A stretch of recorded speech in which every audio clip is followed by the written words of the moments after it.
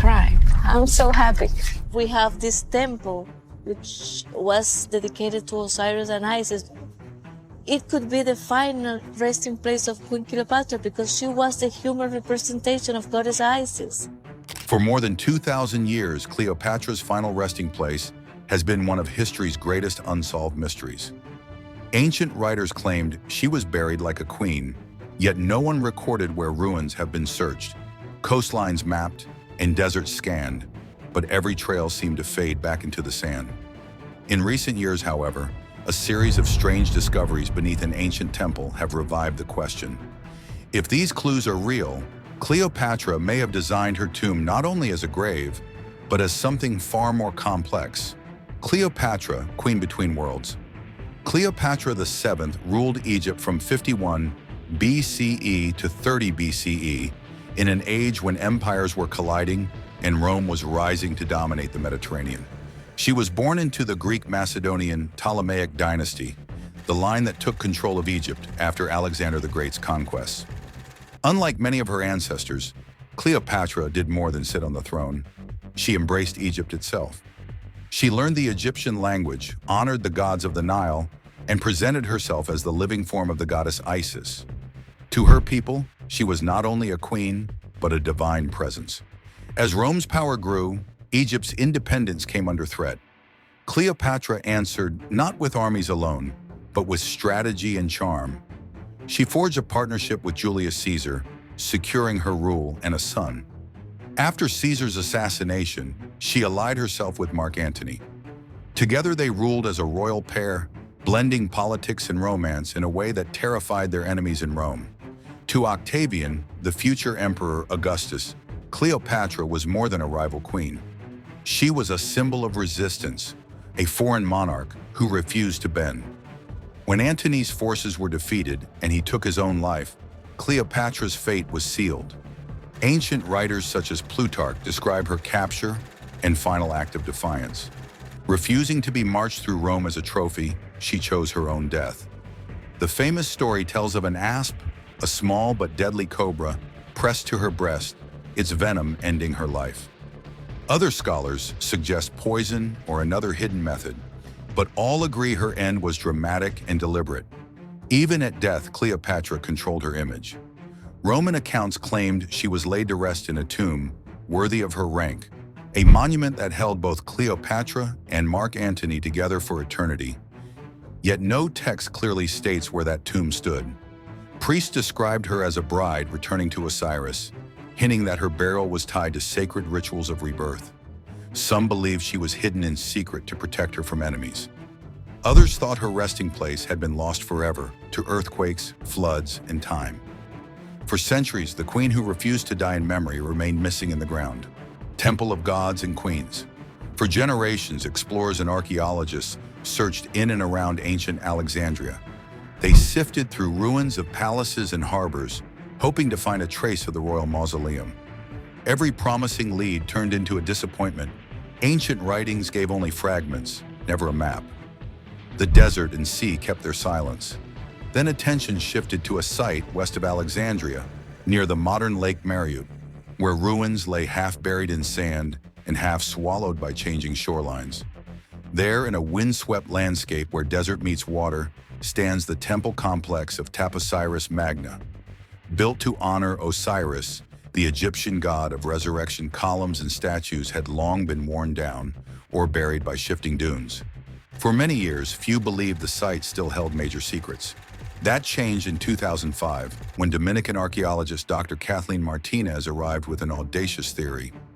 She believed Cleopatra's tomb would not be in a random spot in Alexandria, but somewhere deeply symbolic.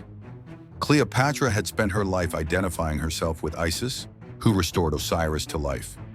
If Cleopatra truly saw herself as the living Isis, Martinez argued, she might choose to be buried near a temple of Osiris himself. Taposiris Magna, dedicated to that god and close to the sea, fit this idea perfectly. Ancient sources hinted that Cleopatra's final days were spent near this region. Inscriptions, Greek-Egyptian artifacts, and evidence of the Isis-Osiris cult gave her theory weight. This was not just another ruin. It could be part of the queen's final plan. Excavations at Taposiris Magna uncovered altars, ritual objects, and amulets tied to the cult of Osiris. Coins bearing Cleopatra's image appeared in the soil, some showing her crowned as pharaoh, others linking her to Mark Antony. The temple's entrance aligned with the rising sun, echoing the Egyptian symbolism of rebirth inside. Walls carried inscriptions to Osiris and Isis. More unusually, sacred texts were carved in both Egyptian hieroglyphs and ancient Greek. The temple seemed designed to speak to two worlds at once, the Egyptian priests of the old gods and the Greek-speaking rulers who governed Egypt after Alexander. To Martinez, this dual language reflected Cleopatra herself. She was Greek by blood and education, but Egyptian in dress, ritual, and rule. The queen lived between civilizations, and this temple appeared to mirror that identity. At the same time, geological surveys revealed that the coastline around Taposiris Magna had shifted over the centuries. Parts of the once fertile land, and even parts of the temple complex, might now lie under Lake Mariot. The environment had changed, rearranging the clues Cleopatra may have left behind. The more the team explored, the stranger the site became. New surveys and ground-penetrating scans picked up anomalies beneath the temple floor.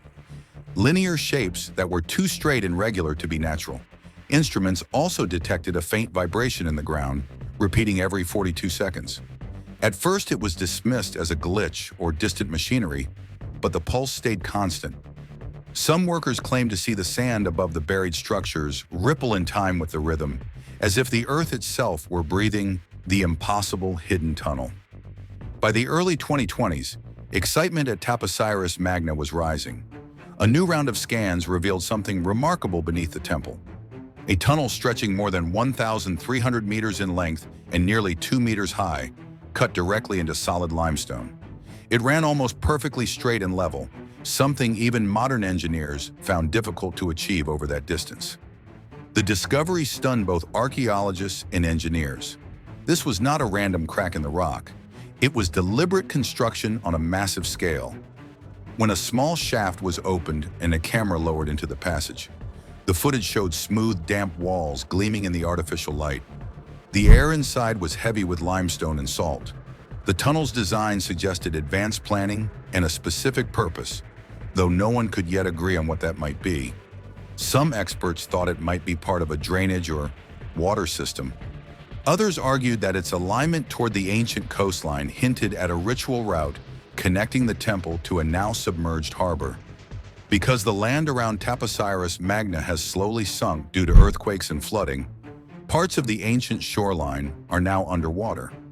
If Cleopatra wanted her burial to be protected from Roman invaders, she might have chosen a tomb accessible only through a hidden passage tied to a sacred port. In that scenario, the tunnel could have served as a secret route to move offerings, royal remains, or mourners away from the main city and toward a carefully concealed tomb. As teams advanced through the passage, they found traces of ancient activity. Black resin on the walls, perhaps from torches, fragments of pottery and seals, small pieces of fanced jewelry near alcoves carved into the sides. In one section, a side chamber filled with sand held 2 mummies with golden tongues, a rare practice from the Greco-Roman period. Priests sometimes placed golden tongues in the mouths of the dead so they could speak to the gods in the afterlife.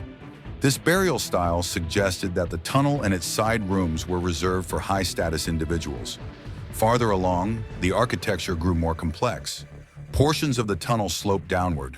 Serpent and lotus motifs appeared on the walls, symbols of protection, life, and rebirth. Yet through time and pressure, the tunnel remained structurally sound. To many, it looked less like a simple passage and more like part of a carefully engineered system. Eventually, the team reached a sealed barrier. Behind it, radar scans hinted at a circular chamber, hollow within and slightly warmer than the surrounding rock. The data suggested that something lay beyond the wall, preserved in its own pocket of air, the tomb's dark mechanism. When workers finally breached the sealed chamber, a rush of stale air rolled out, carrying the thick smell of ancient oils and age. As the dust cleared, their lights fell on a massive black granite sarcophagus at the center of the room. Carved from a single block of stone and polished to a dark sheen, it reflected their lamps with an oily shine. The lid was sealed with resin and lead, the traditional protection of high-status burials. Scenes of Isis and Osiris covered the walls, surrounded by symbols of rebirth. The lotus, the ankh, the rising sun, inscriptions in both Greek and Egyptian, match the hybrid style of the upper temple. The scale of the chamber and the measurements of the sarcophagus followed known patterns from late Ptolemaic royal burials. For Martinez and her team, one question dominated everything. Had they finally reached Cleopatra's tomb? Thanks for watching. Don't forget to subscribe to Epic Dive for more amazing documentaries.